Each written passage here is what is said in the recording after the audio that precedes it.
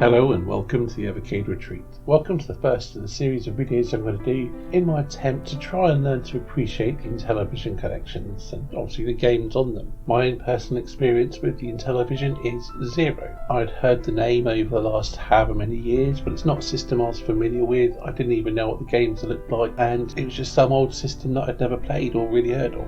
Getting the Evercade, they were collections that I probably wouldn't have bought if I hadn't decided to go for a full set, and I picked them up during the phase when I was getting a lot of collections. I was getting a few collections a month trying to get the whole set, and I thought, well, I'll give them a try. And to be perfectly honest, I've barely played them. I have tried every game on them. Mostly it's been a case of, yeah, seems like it could be okay, I'll come back to it. And that's pretty much as far as I've got. So I'm going to try and rectify that with these series of videos.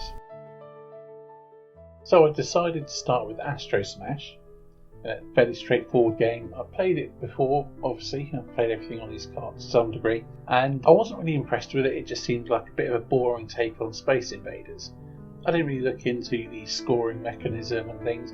I figured it'd be one of those games that might be okay if you have some kind of high score competition. Didn't really give it any more thought. In some ways my thoughts hold true. I did find myself enjoying it more, and I could see myself coming back to do it a bit more, try and get higher scores. So I'm thinking when I do these videos, I may pick a game to do, whether it's for a few days or a few weeks, and just do a daily high score attempt, just one run and see how I do.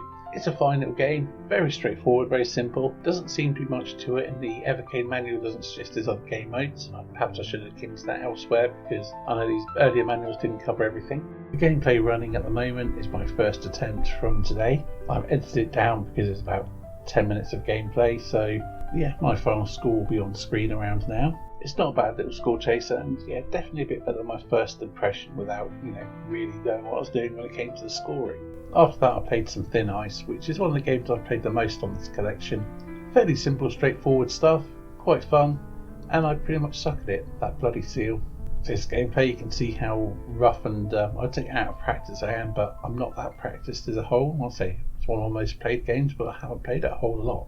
Moving on to Collection 2, one of the games I've been meaning to put time into to learn and get to grips with and see if I can get into it is Cloudy Mountain. And I've been doing that a bit today. I've got to be honest, the controls aren't the most obvious in some ways, but once you get used to them, they're fairly straightforward. It's not a really complex game, but I think I'm going to get into it. I need to start another run really from the beginning and see how well I do.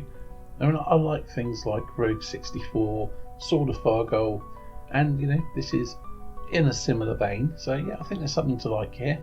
Naturally with this one I've had to read the Evercade manual to get an idea of what the controls are, and even understanding the game modes, bringing up the menu and selecting the easy mode to get started on.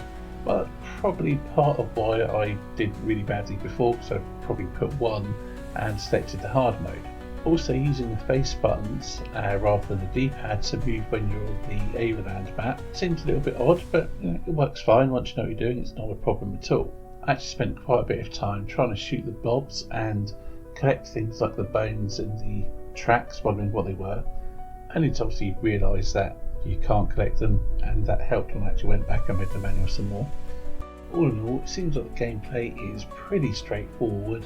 It's not a particularly complex game, but there's just enough little bits in there that if you try and play it without the manual, you'll come unstuck, which is what happens when I played it before. I think I managed to complete it on easy. I made it to Cloudy Mountain. I collected 2 treasures from Dragon, and it formed a crown, and it went back to the Overland screen. I couldn't seem to do anything else, so I saved it there, and so yeah, I checked, and apparently that is completing it. My initial reaction is, obviously having played it on easy, there is a fun game here. I like this sort of randomisation of it. Yeah, it's simple graphics, but so are many other games that I really enjoy.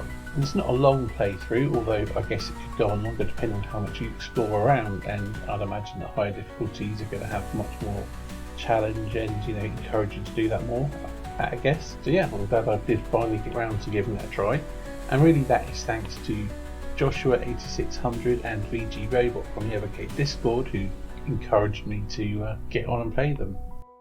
That'll be it for this video. I will follow it up with doing more games from the Intellivision collections over the next few days or next week. I'm not sure how regular these are going to be, but yeah, I'm going to go through everything and really give them a try, and I'll be playing some more of these games as well. I think I'm definitely going to be trying to beat Cloudy Mountain on every single difficulty and really exploring what it has to offer. And of course there is also Tower of Doom, which does look to be a much more complex game. So yeah, that'll be interesting.